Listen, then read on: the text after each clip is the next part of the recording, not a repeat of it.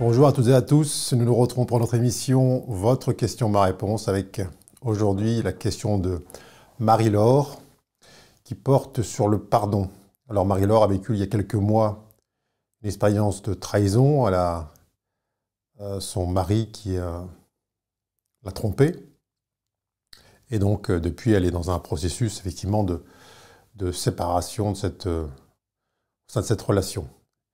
Et son questionnement porte justement sur cette notion de pardon, car elle sent que malgré toute sa conscience de l'unité, de la responsabilité, ainsi de suite, eh bien, elle ne parvient pas à faire l'expérience du pardon. Elle en veut à son mari et elle sent ce profond ressentiment duquel elle n'arrive pas à sortir.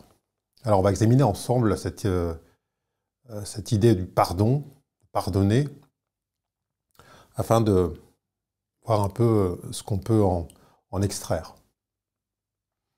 Alors, tous et toutes, évidemment, dans votre existence, vous avez vécu des expériences particulières durant lesquelles eh bien, vous avez pu être offensé, insulté, agressé, volé, violé, malmené, trahi, tout ce qu'on veut.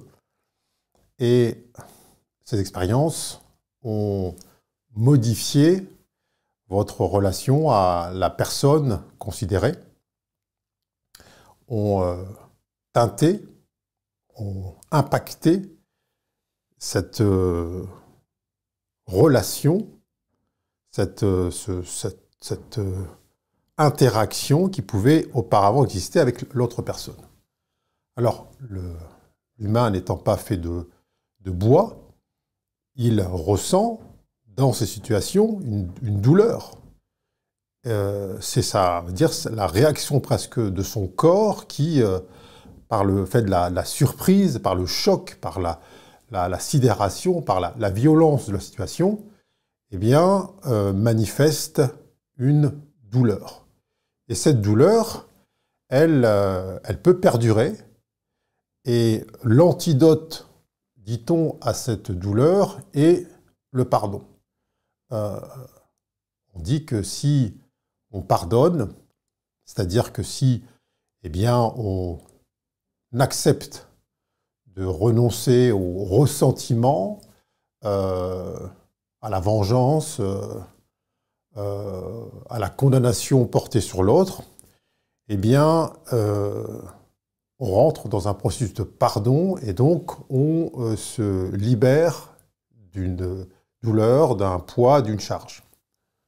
Alors ça évidemment, ça c'est dans l'esprit, mais dans les faits, l'action de pardonner se révèle souvent beaucoup plus compliquée, beaucoup plus difficile à mettre en place. Pourquoi? Parce que déjà, il y a une sorte d'empressement. Vous savez que dans beaucoup de voies dites spirituelles, il y a une sorte d'injonction au pardon. Il faut pardonner, c'est nécessaire de pardonner, sauf que ce faisant, il y a souvent une sorte d'empressement. Vous êtes là avec votre douleur, et puis, il y a peut-être votre mental bien pensant qui vous enjoint, qui vous ordonne de pardonner. Il vous dit, il faut pardonner, tu dois pardonner. Sauf que, voulant pardonner, eh bien, cette volonté s'oppose à une douleur résiduelle, à une colère peut-être, à une tristesse qui est insondable, et qui, là, doit peut-être être mise de côté pour laisser place à ce pardon. Et donc, comme nous dit Marie-Laure, là, chez elle, ça ne fonctionne pas, le pardon ne vient pas. Alors, cet empressement doit être examiné avec un peu de recul, et on doit se dire, finalement, c'est quoi la priorité lorsque je vis une expérience traumatisante ou impactante au sein d'une relation, est-ce que la priorité c'est de pardonner, c'est-à-dire de soit effectivement sans interaction avec l'autre, mais lui dire, en tout cas, lui adresser à distance une absolution, ou alors répondre à sa demande de pardon, je te demande pardon, et puis lui dire, ah oui, effectivement, je te pardonne, ou est-ce qu'il y a autre chose en premier lieu? Mais en premier lieu, il y a déjà l'acceptation de ce que vous sentez. La douleur peut être profonde, cellulaire, viscérale.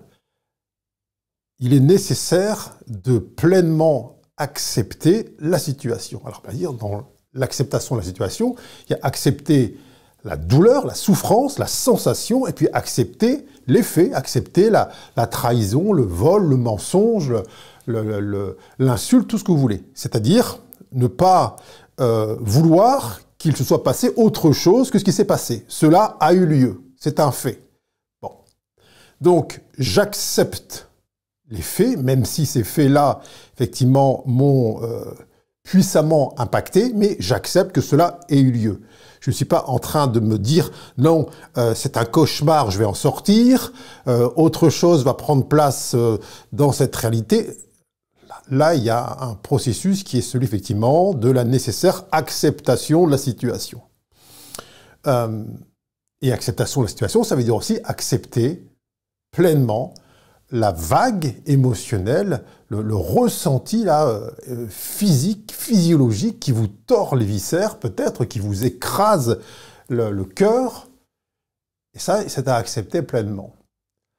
Si vous entrez de manière précipitée dans un processus presque intellectuel de « je dois pardonner », qui va tenter d'écraser la sensation et de relativiser la situation, ah bah c'est pas si grave, etc., ainsi de suite, donc tout ça procède d'un moteur mental, eh bien vous allez essayer de rentrer dans la voie du pardon par l'effort. Et comme je disais en sous-titre du Feu de l'Esprit, l'ultime effort est de n'en faire aucun.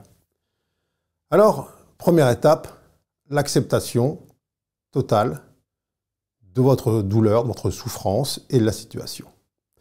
Est-ce que acceptation totale de la situation, ça signifie que vous acquiescez, vous validez, vous consentez, en quelque sorte, à l'acte qui a été commis à votre encontre?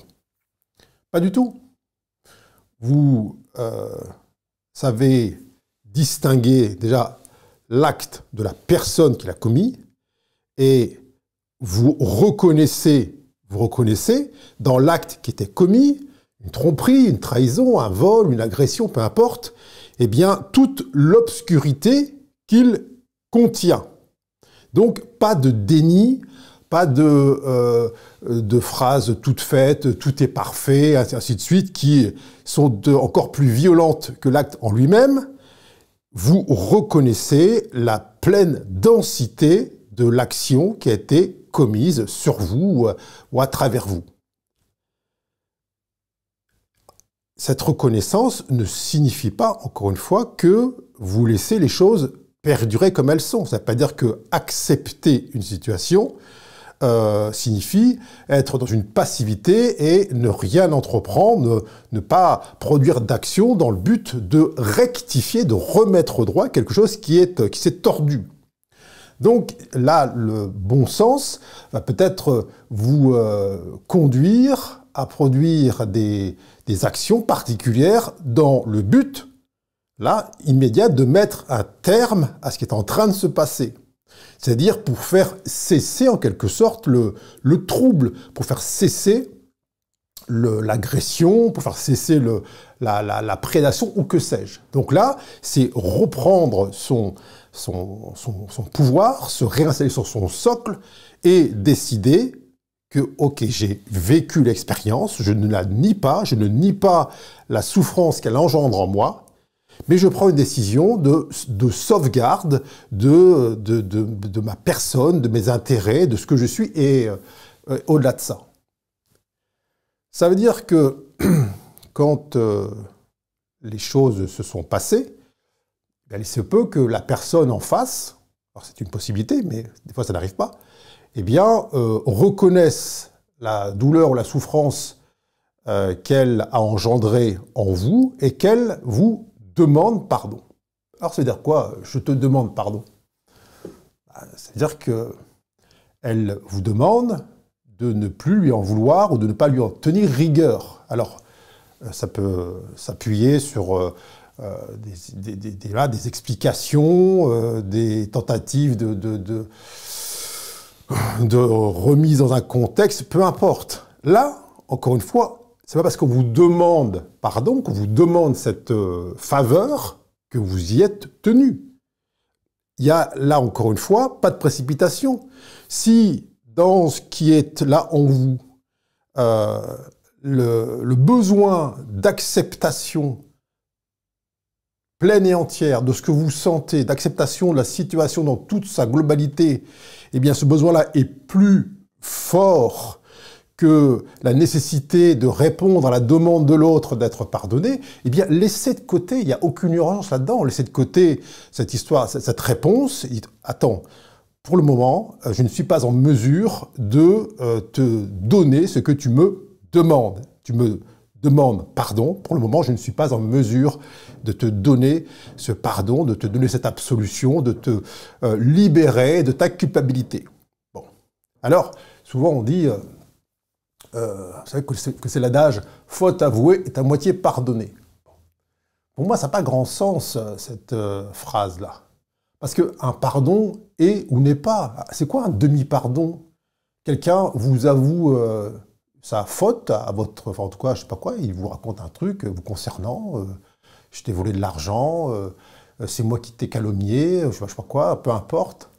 Et puis, le fait que cette personne avoue sa faute engendrerait de votre part un demi-pardon. C'est-à-dire, ah d'accord, bon, comme tu me le dis, je considère que la moitié de la situation est déjà clarifiée.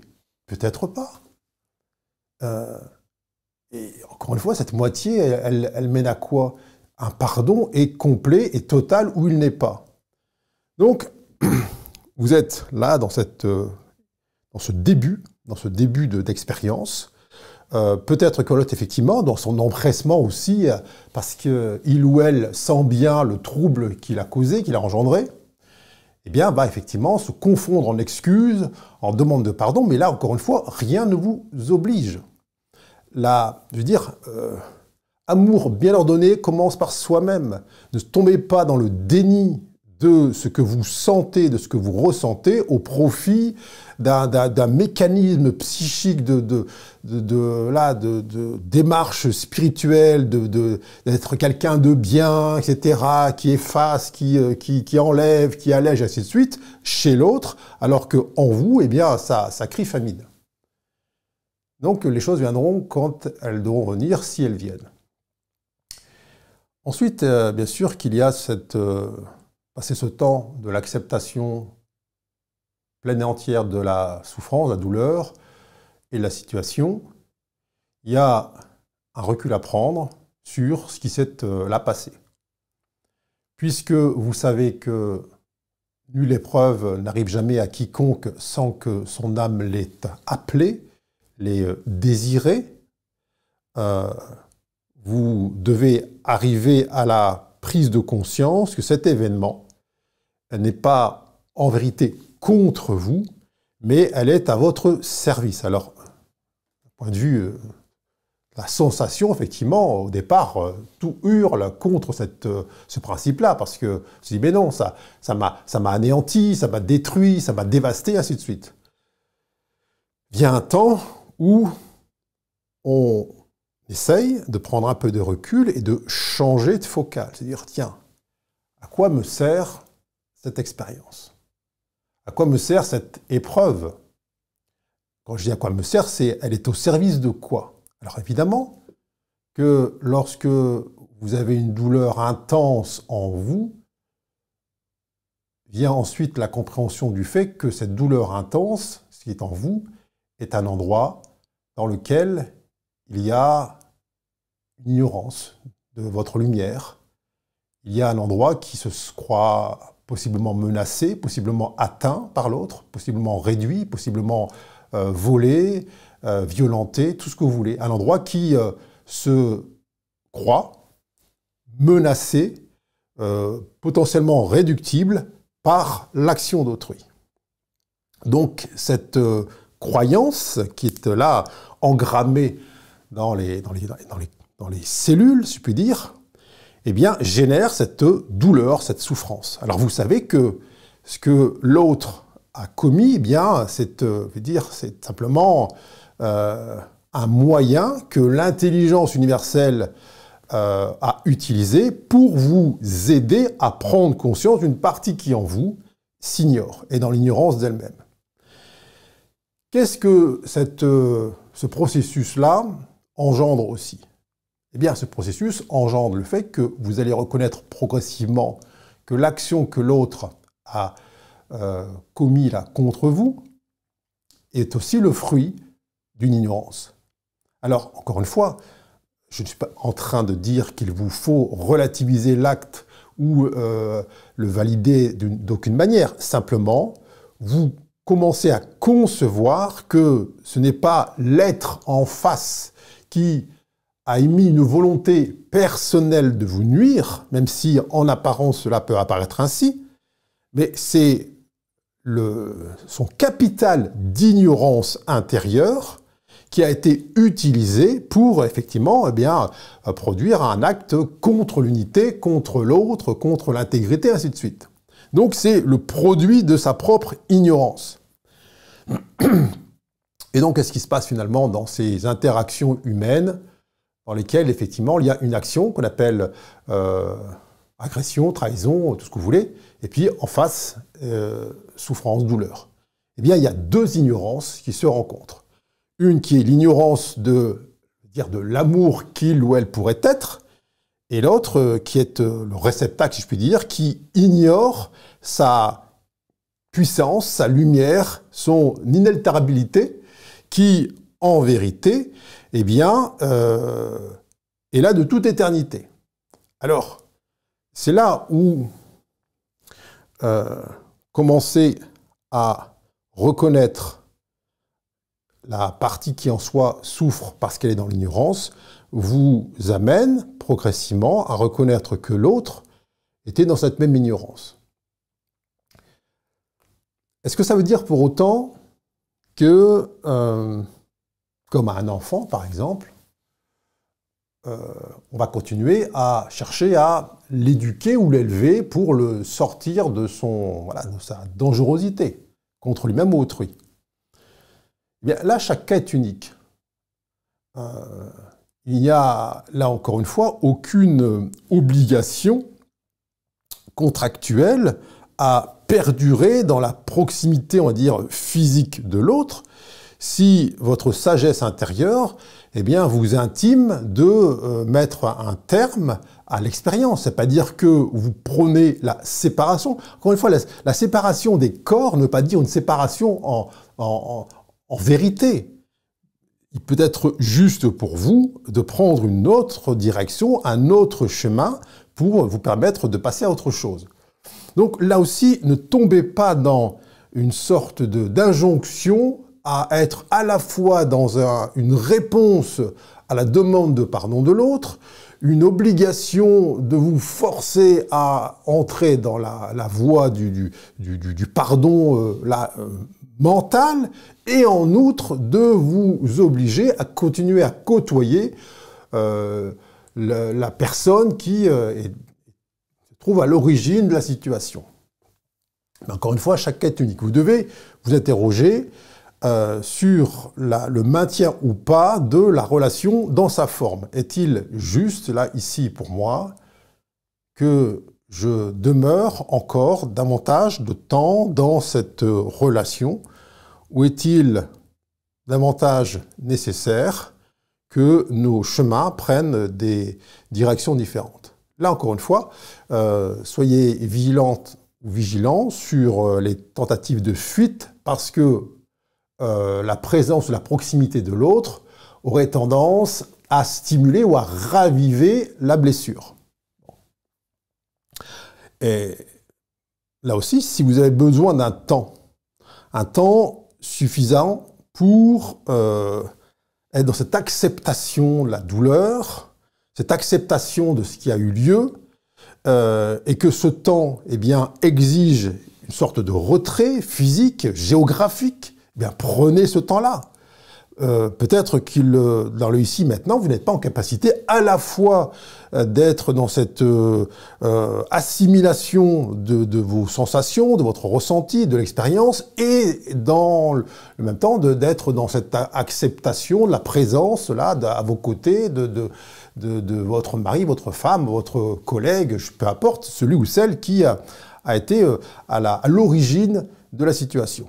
Et peut-être qu'ensuite, lorsque le processus aura œuvré en vous, eh bien vous serez peut-être appelé, vous sentirez peut-être l'élan de vous rapprocher à nouveau de la personne. Mais là, encore une fois, amour universel ou inconditionnel ne signifie pas faiblesse. Ça veut dire que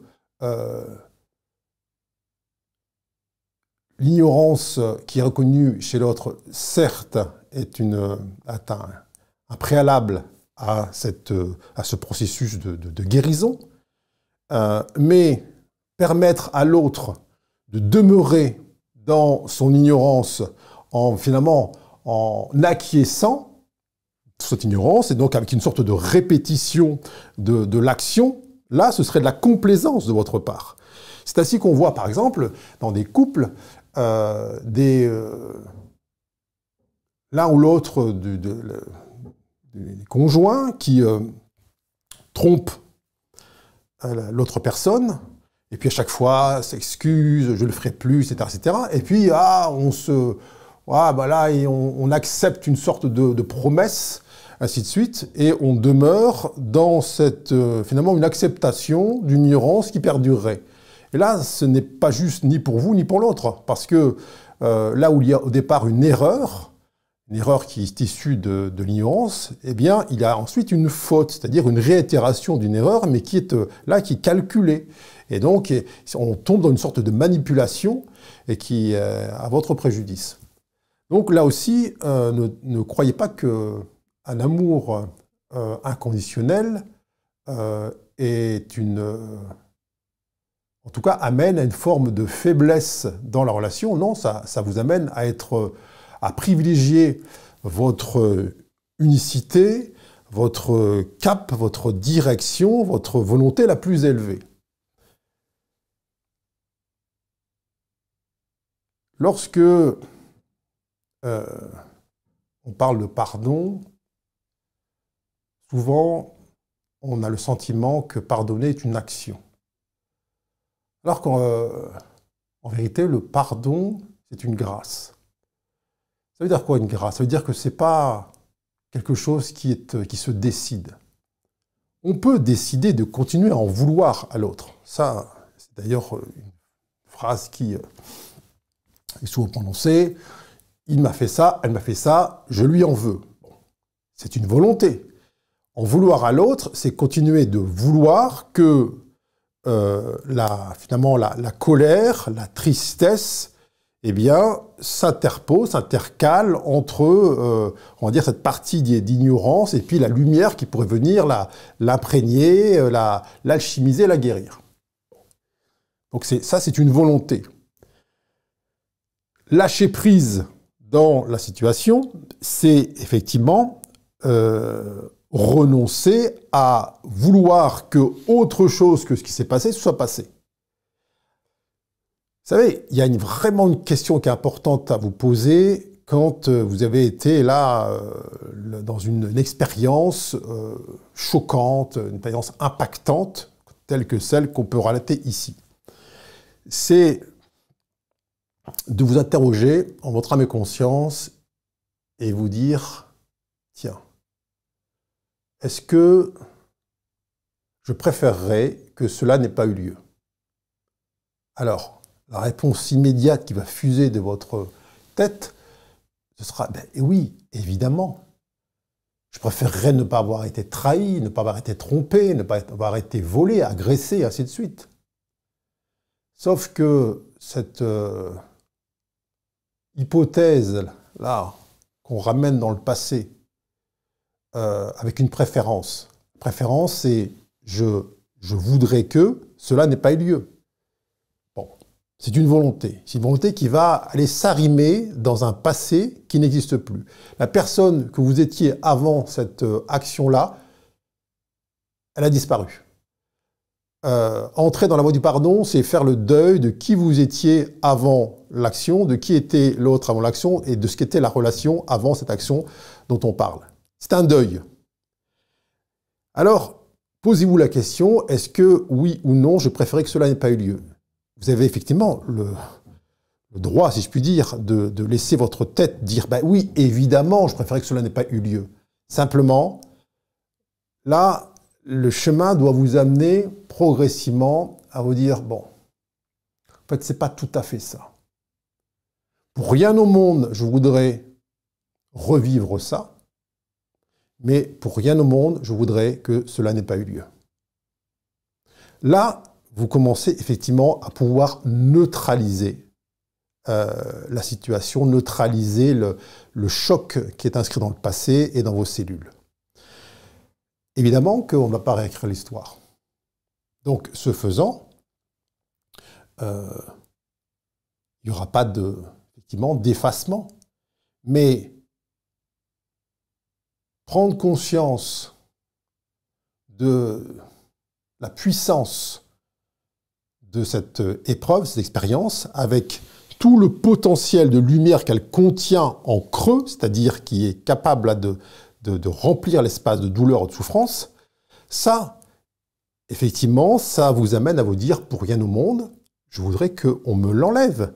Puisque si on m'enlève cette expérience, aussi traumatisante puisse-t-elle m'apparaître, eh bien, je n'aurai pas accès au capital de lumière qui, progressivement, va venir remplacer l'ignorance en moi qui s'est crue en capacité d'être détruit ou détruite, ou affaibli, ou amoindri, ou privé par l'action de l'autre. Et souvent, quand la tête demande réparation dans les histoires d'interaction humaine, par toutes sortes d'excuses, ou par des réparations financières, par le fait que l'autre soit puni, condamné, qu'il fasse de la prison, ça peut donner l'illusion que cette réparation aura un effet direct sur l'amoindrissement de la souffrance ou de la douleur. Sauf que, en vérité, passer les petits temps de réjouissement du mental, je suis content ou contente, l'autre a été puni pour ce qu'il a fait, en vérité, on se rend compte qu'il n'y a pas d'effet réel sur la douleur de la personne. Juste un contentement, on va dire, un soulagement mental, fondé sur une idée de la justice, mais qui est humaine et qui n'a rien à voir, effectivement, avec la compréhension fondamentale, cellulaire, du pourquoi l'expérience a eu lieu. Alors, lorsque vous en arrivez à cette neutralité, où vous arrivez à concevoir le fait que, pour rien au monde, vous ne voudriez qu'on vous enlève cette expérience, mais pour rien au monde, évidemment, vous ne voudriez la revivre, bien là commence à s'installer effectivement cette vision beaucoup plus lisse, beaucoup plus claire, beaucoup plus plane.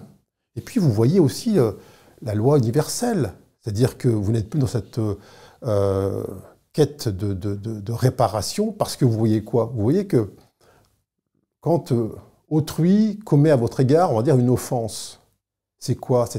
Il lance un boomerang. Alors bien sûr que vous avez été sur le parcours du boomerang et vous avez été percuté dans le mouvement.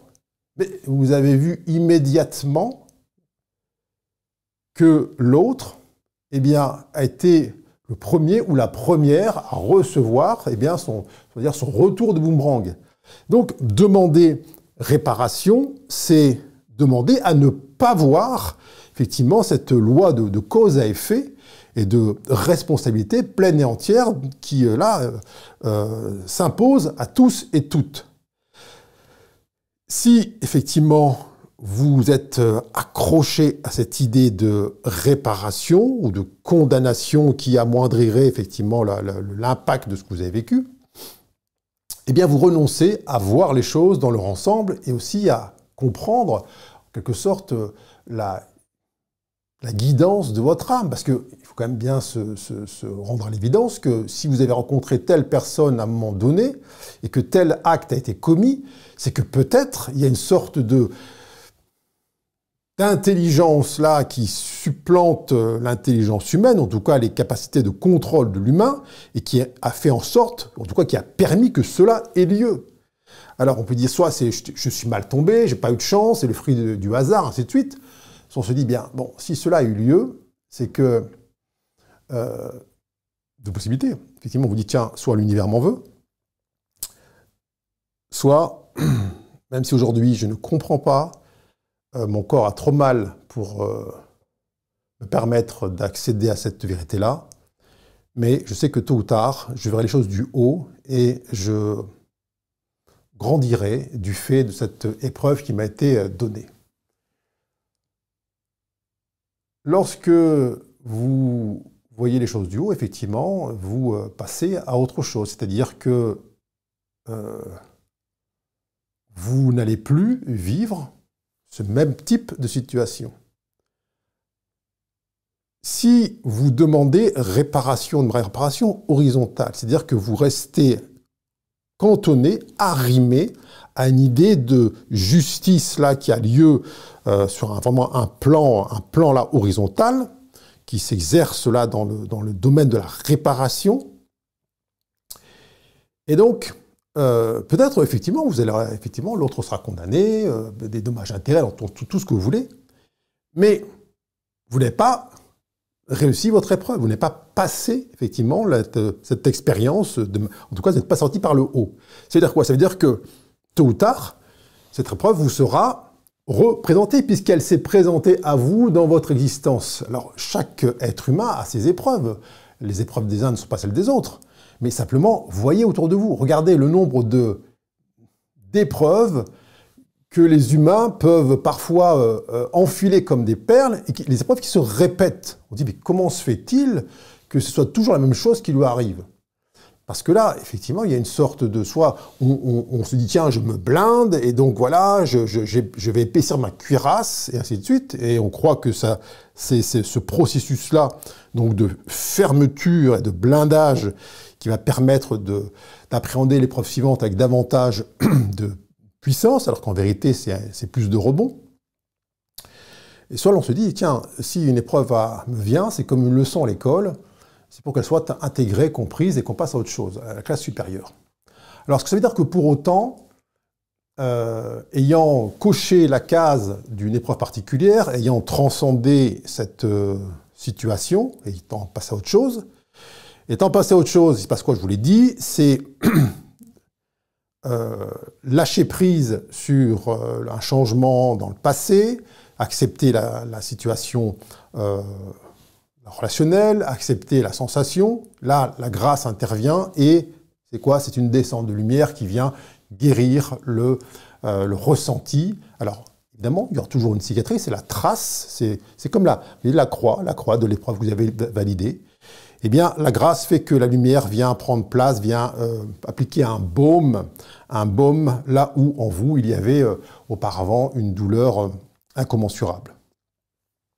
Ensuite, je vous dis, toute la vie est jalonnée d'épreuves pour tout le monde. Mais ce ne sont plus les mêmes.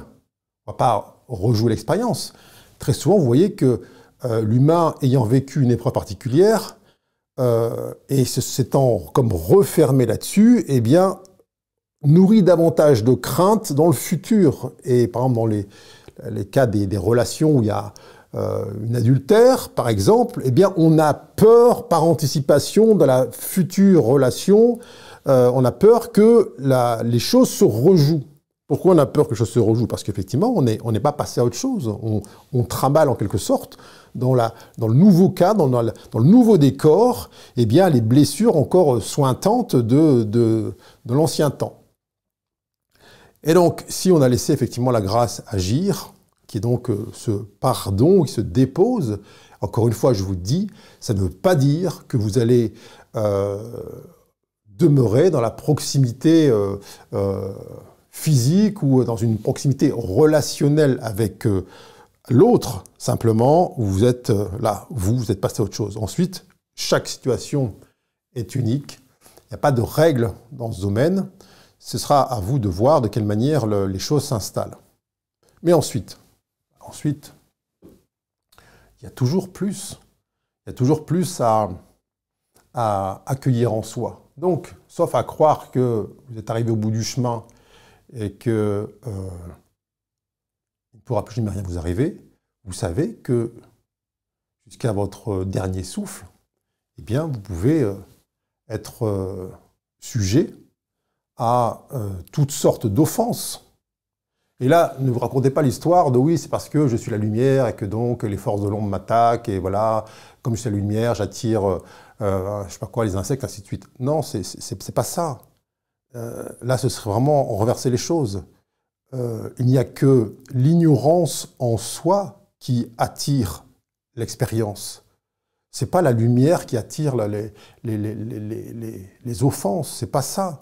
C'est l'ignorance de ce que nous sommes. Alors, effectivement, ça peut se réduire ensuite à une portion congrue, mais c'est l'ignorance de ce que nous sommes qui est mise à l'épreuve. C'est pas la lumière que l'on est, la lumière, c'est ce qu'elle est. Donc, l'ignorance de ce que nous sommes sera toujours mise à l'épreuve, jusqu'à peut-être être poussée dans ses plus profonds retranchements, jusqu'à ce que les êtres que vous avez le plus aimés et le plus servis, eh bien vous crucifient. Et cela aussi, il sera question de les regarder avec le plus haut degré d'amour qui soit. Donc on voit bien qu'on peut toujours entrer davantage en profondeur dans un chemin de connaissance de soi, donc de perte d'ignorance, et qui passe par la prise en compte, effectivement, du fait que tout être humain sur Terre, aussi, enfin de proche en proche, pourra être utilisé comme vecteur d'élévation, vecteur d'apprentissage, ainsi de suite. Si vous dites « Non, mais moi je vais m'entourer de personnes de confiance qui ne me trahiront pas, qui ne me mentiront pas, qui ne me voleront pas, comme ça au moins je serai tranquille, ainsi de suite ». Alors bien sûr, s'il y a un côté, on va dire, de bon sens, ou peut-être vous n'avez pas cherché à rassembler autour de vous des gens qui se manifestent en permanence des actions d'ignorance, mais simplement ne croyez pas être dans une forme d'abri qui vous écarterait de toute épreuve. L'épreuve, elle est permanente. Elle est toujours orientée vers une partie en soi qui ignore la capacité d'amour qu'elle est en mesure de manifester. Donc, il n'y a pas de limite là-dedans.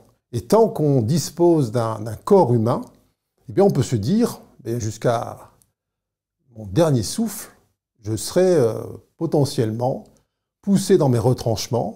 Ça passera par mon conjoint, ma conjointe, mes enfants, mes amis, mes proches, ainsi de suite, qui sont utilisés là comme, une sorte de les bourreaux, si je puis dire, bien contre leur volonté consciente, mais afin de m'imposer une direction qui est celle des retrouvailles, celle de la résurrection de la chair qui se croit inerte, coupée, séparée, ainsi de suite.